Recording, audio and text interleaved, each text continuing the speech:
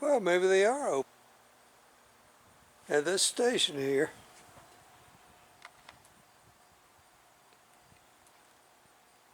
this station is a replica. It's not the original.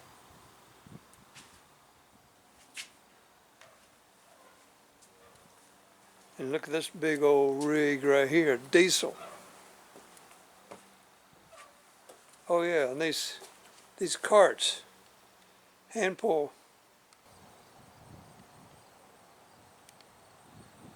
Look at that air horn up on the top. And look how low it is down onto the track. And look at the roof crest up there.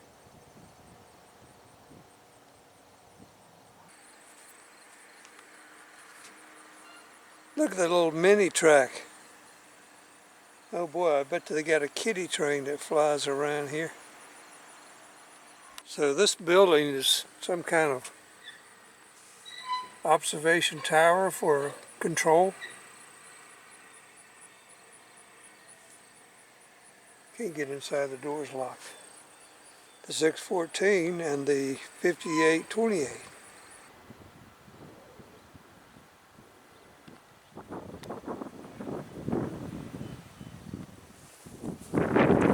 Axle out there by its lonesome. Look at this little mini track here. A blue caboose. Was there some reason they were painted blue? These things are pretty much standard. They got the beds, a little seat here where you sit and watch the train, the back of the train. And there's an outfit here. Overall jacket and coverall pants. And then you got the seat up here where you can sit up there and see the cars in front of you. Another bed, a stove, I guess that's a coal stove. Oh look, there's one right here. So the one looking forward, the one looking back. Then we got a desk up here in the front. I suppose that's an office. 1968 C&O caboose, 3168. So these were they just left them on the trains, interconnected. The Greenbrier president, let's check it out. Was this a special car for the VIPs, or was it for the president? Oh, I don't know. We'll find out.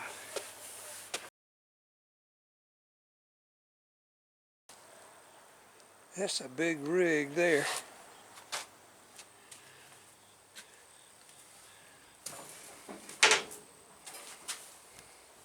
And this is the coal hopper. Man, lots of valves painted red to regulate the steam. And here's the hopper. Here, in the wintertime it must have been a little rough. So this guy was maybe the engineer or the fireman, and this would be the engineer. Let's see what he's got here. Air brake, air brake. Don't know what those are. Some kind of pressure gauges. I guess they're all pressure gauges. Imagine this. Look at these little. Just a brake, a hand brake or something here. And I guess this is what you use to. There's a throttle maybe? Or is this a throttle? I don't know much about these rigs.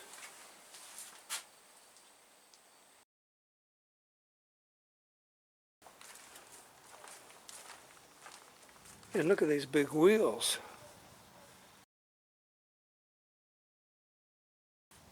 Man, that is unbelievable. This is a 484 or something like that, the last one that was built in the U.S. And I don't know how the designation goes. 1, 2, 3, 4. So there's 8 of the big wheels and maybe 4 of the small ones. I don't know. Yeah, 4 of them.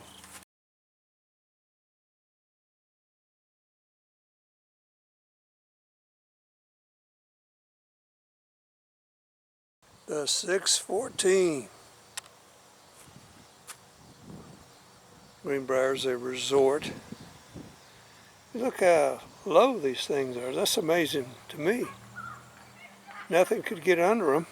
Look at the bell, the light, headlight, and the long train. Chesapeake in Ohio. All right, let's check it out.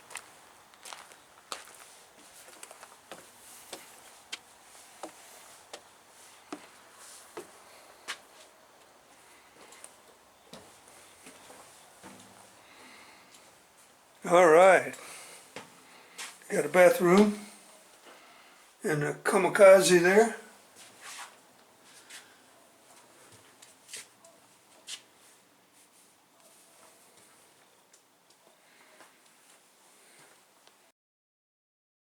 You can read a National Geographic while you're riding the train.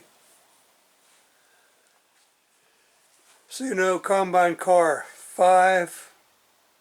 And look at the overhead luggage bin. These old suitcases.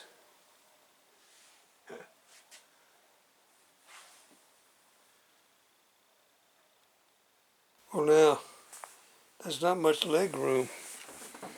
What's going on with these? Maybe they slide back and forth.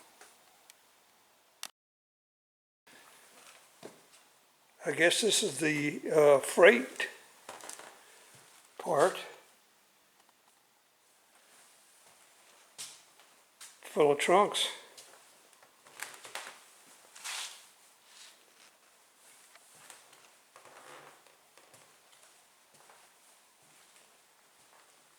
These old suitcases.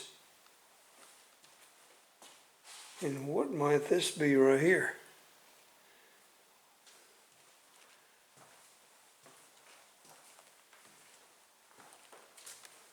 Cage, suitcases, milk jugs,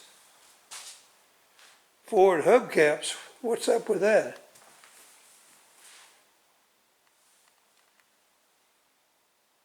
Look, they had some kind of canvas covering there between the cars.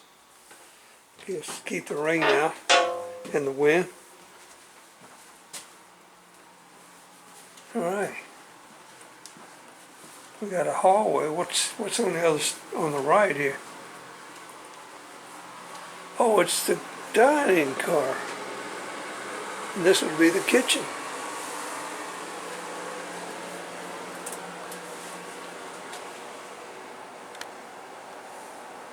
Yeah, how do they keep all this glassware,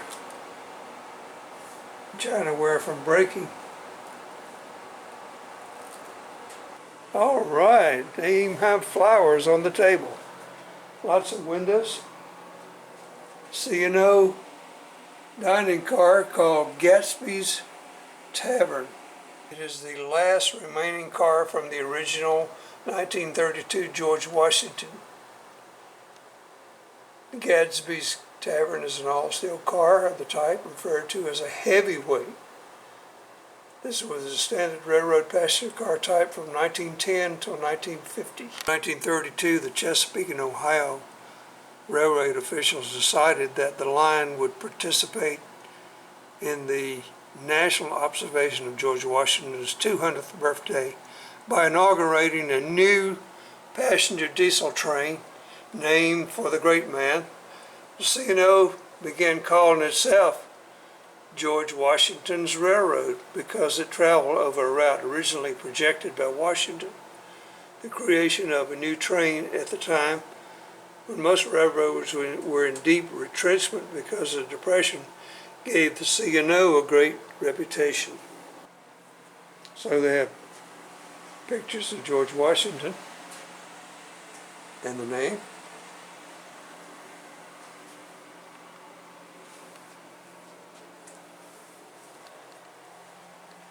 And the theme is George Washington, obviously. Look at these little lights they got here. Well, I like this.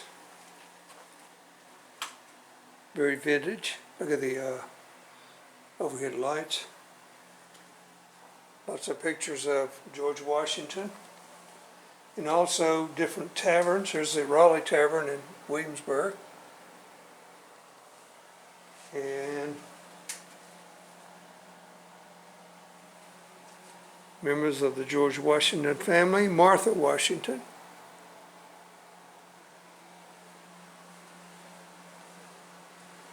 And look, it's the Mickey Tavern. Mickey, whatever it's called, in Charlottesville. Is the namesake. The Gadsby Tavern is in Alexandria, Virginia, is in operation today. It's one of several colonial era taverns frequented by George Washington. Cars on the train were named for these and other places in Washington's life. Okay, this is the reason the driver engine is called the Presidential. It's because of this George Washington's train. The red caboose. Let's check it out.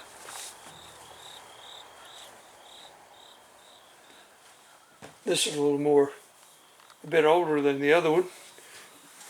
The kerosene lamps, the beds, the observation seats, front and back, stove.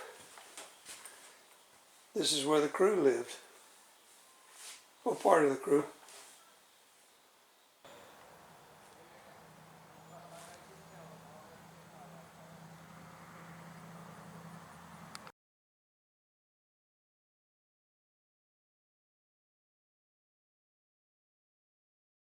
Yes, you can have your picture taken as a hobo.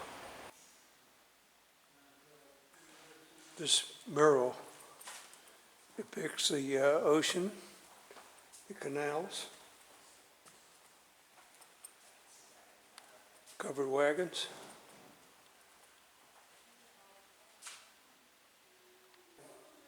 Wow, what a lovely leg. It's just, oh, it's a nurse. I think she's taking a break. Clifton Forge, this is the original building here. And wow, look at the model trains. The chassis era. The three lines affiliated or merged, I don't know what it is, C&O, B&O, and Western Maryland. And they call themselves the chassis system. Look at that engine there. What in the world? Never seen one shaped like that. And these are all flipped over on the side. And then the CSX became the successor of the C&O. And it is today the CSX. This must be a coal hopper for loading coal cars. Don't know.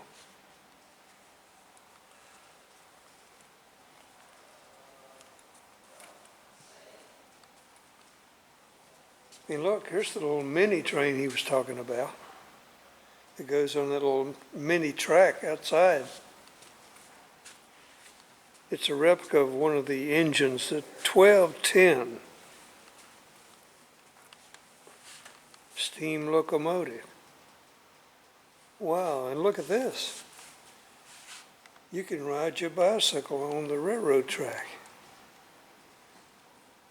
Isn't that neat?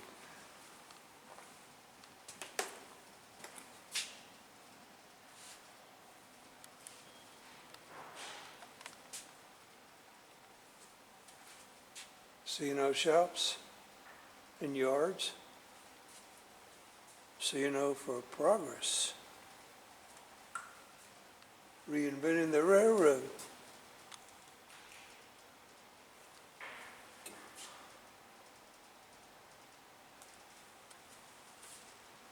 Oh, look at that. That is really a sharply dressed nurse. Look at the cape, blue with the brass buttons and red liner. Wow, they don't look like that nowadays. They look like they're wearing pajamas.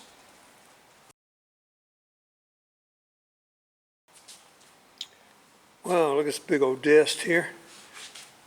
Got lots of stamps.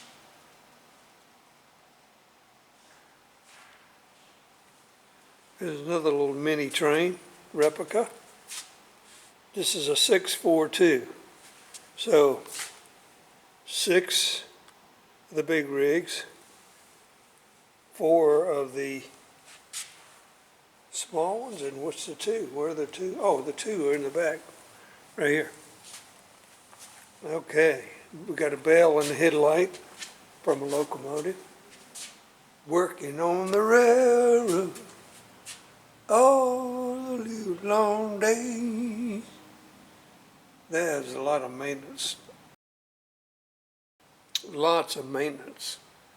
Everything, the moving stock to the buildings, the railroad itself. C&O diesels after World War II. Most of the railroads became diesel. But the C&O resisted. The C&O was the largest carrier of bituminous coal in the world, and about 30% of the coal went to it and other railroads for locomotive fuel. So it didn't want to do anything to promote dieselization. Never heard that phrase before, dieselization. Big steam. C&O developed the most powerful and distinctive locomotives, which became icons of big steam. Well, I've never heard that phrase before, big steam. These were big, huge, coal-powered locomotives, huh?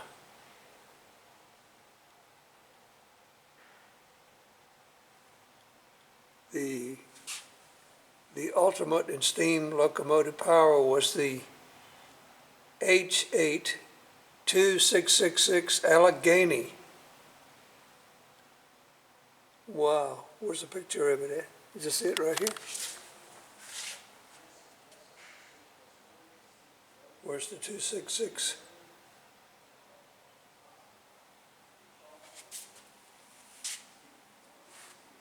C&O power.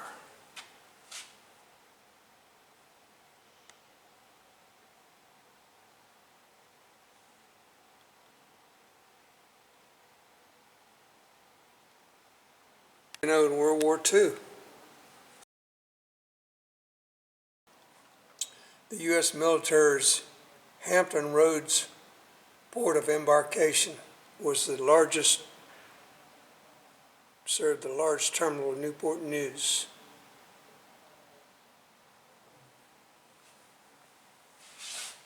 Look at these G.I. Joes with their duffel bags. And here's trucks and equipment being shipped overseas, I suppose. What in the world is that? A troop train.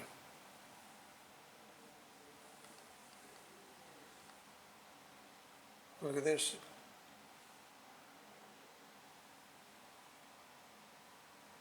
The Yanks are coming, and they live the life of Raleigh, Private Raleigh. Look at this sharp outfit here. Speaking a while in the steamline era. I guess this was these steamliners with these smooth, fancy-looking rigs. Many railroads began developing and running steamline lightweight passenger trains in the 1930s, and the trend increased up until World War II. This is the George Washington, the most wonderful train in the world. In 1932, the C&O launched an all-new train service that became the signature, that was become its signature train. The train was called the George Washington. And there it is. And the seal on the back. And here's George. The George Washington was one of the first air-conditioned trains. The George Washington trains were completely themed from headlight to drumhead. The locomotives were specially decorated with cameo portrait of Washington and polished parts. The train's name appeared on the letter board of the cars in place of the usual Pullman. Every car was named for a personal place or an event in Washington's life. The interior was decorated in a colonial motif using paintings and sculptures associated with Washington. And there's a plaque identifying Washington with the C&O because he pioneered, as a surveyor, a lot of the route that the C&O ran. This is the Fast Flying Virginian, FFV, passenger train. This is the Sportsman. So you had three trains. You had the George Washington, the Sportsman, and the FFV. Okay, continuing the mural. We have the beginning of trains. Look at this ferry going across the river. I guess this, and the trains developing. And there they are, the modern era. Here's another one of those little mini trains. And there was a lot of work involved in building this, because it's all made out of metal. This whole thing is made out of metal. And some guy made this thing. That is amazing. All parts of the C&O line. This is Covington. And this right here is Clifton Forge, the hometown where we're at now.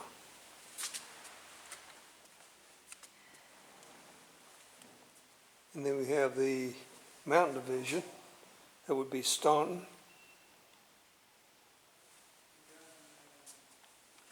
And then you have the Richmond Division, the James River Ravenna subdivision. Wow, look at this hotel resort. Where's this at? Then you have the Mountain Subdivision, Charlottesville.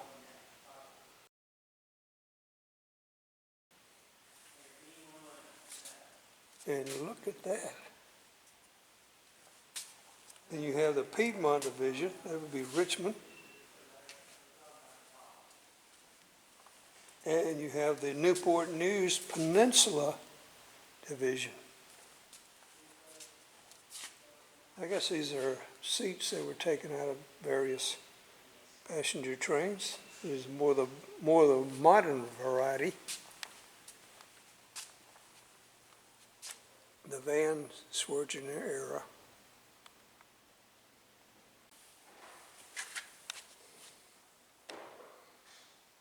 Another one of those little mini models.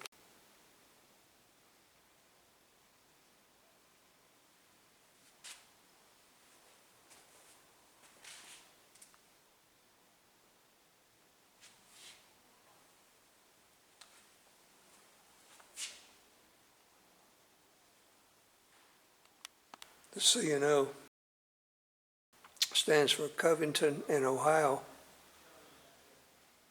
and it became the C&O officially in 1869.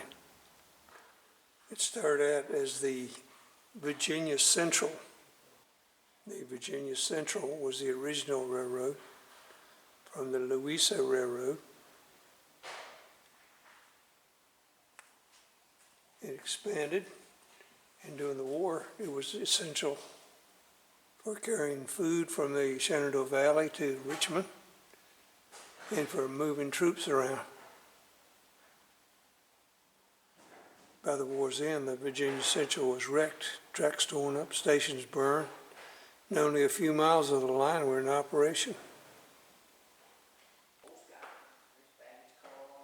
Sleepers. This one is, yep, there's a coach. There's the old canal boats.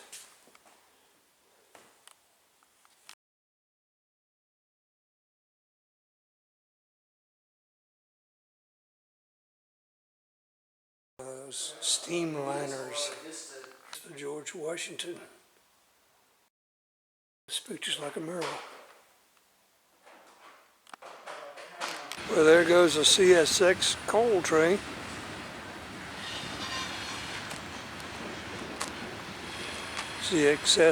CSX is the modern C&O.